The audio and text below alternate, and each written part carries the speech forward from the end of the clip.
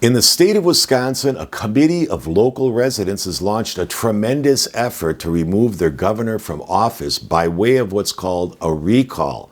Recalls are being conducted in other states as well.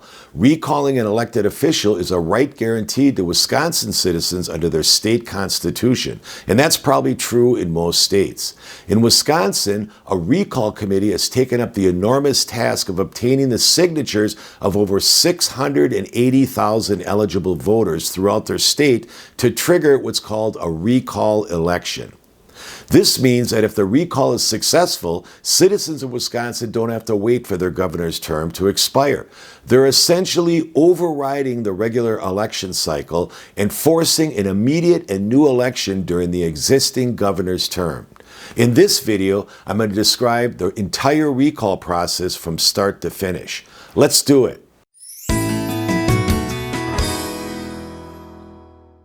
Hello again, everyone. I'm attorney Robert Flessas. Hey, if you want to watch more helpful and free videos on various legal topics, consider subscribing to my channel. To bookmark where you can find me, smash the subscribe button at the bottom right of this screen. So here's how the recall process works in Wisconsin. It all starts with a qualified elector called the petitioner initiating a recall with the State Election Commission. The petition is a person who is at least 18 years old, a U.S. citizen, and they must have resided in the state for at least 10 days. The petitioner files a statement of intent to circulate a recall petition with the Wisconsin Election Commission and names the elected official that the petitioner intends to recall. In this case, it's the governor of Wisconsin. Once the registration part is completed, then the recall drive begins. Next, a committee is established by the petitioner to coordinate the recall drive. The committee's job is to distribute the formal petition that's used to gather signatures of eligible voters who want to recall the governor. The petition document is designed by the Wisconsin Election Commission, and it's the official form that's required to be used to obtain signatures of those in favor of the recall. Well, how is the petition distributed to the public for signatures? The petition and instructions are available for download on the Recall Committee's official website called recalleversnow.com. This is what you're going to find on the download link. It consists of 4 pages. Page 1 is the petition form to recall Governor EVERS. Page 2 is the petition form to recall Lieutenant Governor Barnes. Page 3 contains instructions to obtain signatures. Page 4 contains information for returning the petition forms to the committee so they can be counted, inspected, and turned into the Election Commission. You can print both the EVERS and Barnes petitions on letter-size paper. You're not required to print them on legal-size paper. When printing, choose the landscape and fit to page options so that the petition prints correctly. So let's quickly review before we move on to more information. The recall has been initiated by the petitioner. A recall committee has been established to coordinate the recall effort, and the official petition forms are now made available to the public via a website for distribution. Now it's time to get signatures on the petition. The petition signatures are obtained and collected by people called circulators. A circulator's job is very important and should not be taken lightly. Every circulator must witness each person signing a petition. A circulator just can't lay a petition down on a desk, walk away, and pick it up later. The circulator must actually witness each person signing the petition. There are hundreds of circulators that participate. They host what are called signing events throughout the state of Wisconsin to collect signatures.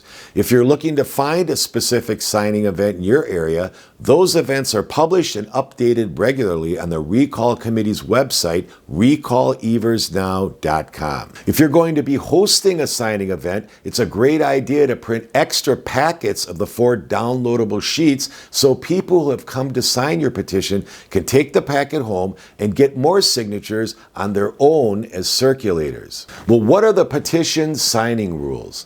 The form has room for 10 signatures. If you want to sign the petition, you must strictly do the following across the signature line. First, sign your name like you normally sign it. Legibly print your name the same way you signed your name.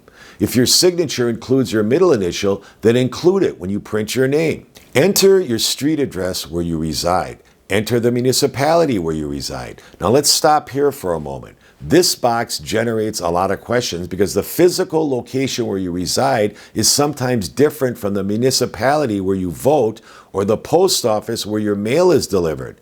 Enter your address as the municipality that you always use to have things, say, delivered to your home, like the address you provide to Amazon or UPS to deliver something to your door. But you also have to make sure that you also check the box that applies to your municipality. Do you live in a town, village, or city? And you should know that before you sign the petition. And finally, enter the date that you signed the petition. Pay careful attention to this box. Make sure that the year that you signed the petition is indicated in the full 4-digit format, not the abbreviated format. This is very important. You should take the same care when you sign a petition like you would if you're entering your information on a raffle ticket.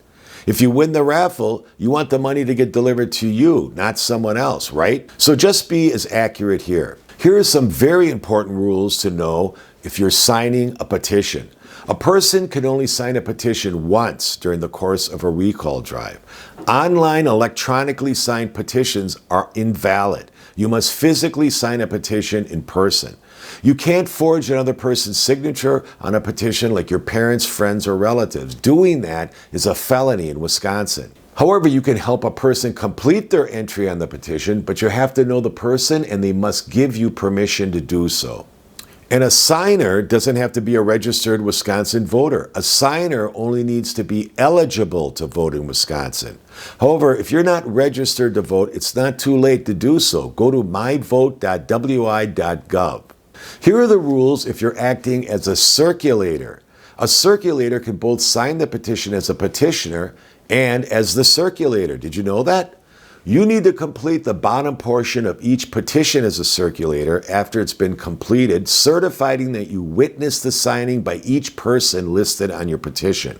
Then print your name, enter your home address, date the document, then sign your name where indicated. Don't fill in the page number box. The committee will do that for you when you turn in the petition. Now, the circulator needs to send the completed petitions back to the recall committee so they can include them in the gigantic batch of petitions. But don't wait.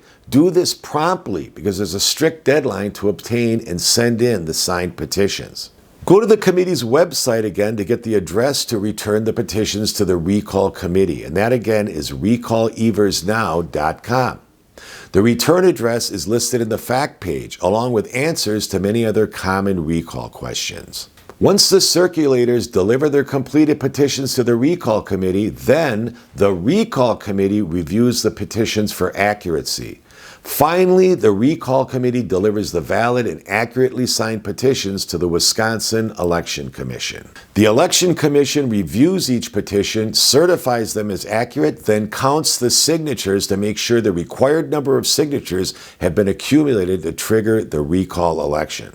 Well, I hope this helps, Wisconsin. Good luck. Let me know if you're successful. I'm attorney Robert Flessas. Thanks for watching, and I'll see you in the next video.